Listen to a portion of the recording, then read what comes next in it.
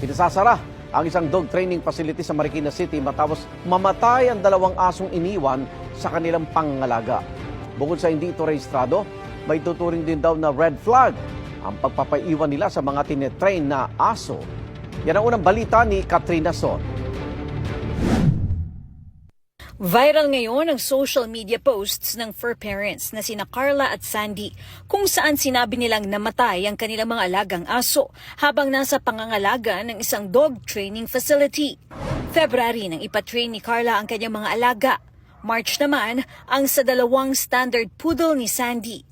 Pinatrain po namin yung aso para po sana matuto magpa-potty train at saka po sana po matuto ng mga konting tricks. Nahanap po namin 2 buwan ang dog obedience training. Kailangan daw iwan sa training facility ang mga alaga. Pwede silang dalawin 1 beses kada linggo. Nung una, nag-a-update sa kanila ang may-ari ng facility. Kalaunan, nahirapan na silang makahingi ng impormasyon. Hanggang nalaman lang po namin, naka 2 weeks na po siguro. Doon po namin nalaman na nilipat niya po yung aso namin sa Los Baños nang hindi po sa amin sinasabi. ang training hanggang April 20 lang dapat sa mga aso ni Carla at hanggang May 6 ang kay Sandy. Pero panay raw ang hiling ng extension ng may-ari ng pasilidad. Pinuntahan din daw ng may-ari ng pasilidad si Sandy. Sinabi sa kanya na patay na ang isa sa kanyang alaga.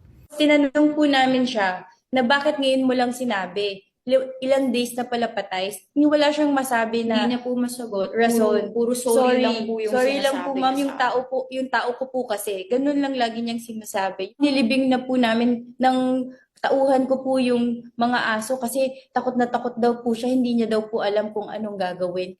Nalaman din ni Carla na namatay ang isa rin sa mga alaga niya. Pumunta po siya sa bahay and sinabi po niya yun nung May 17 na po. And then sinasabi niya po na May 12 daw po namatay yung aso.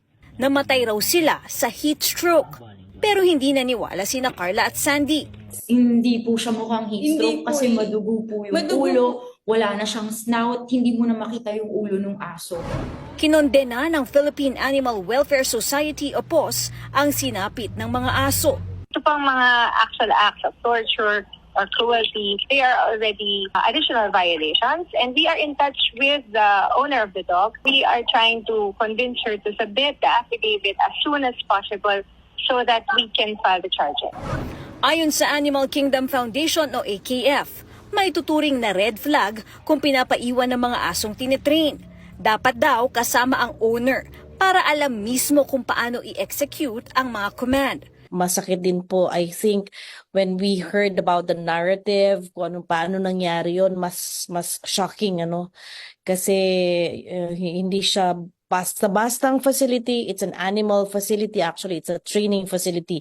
Nakausap daw ng PAWS ang Bureau of Animal Industry na saklaw ang mga pet training facility at nadiskubre nila.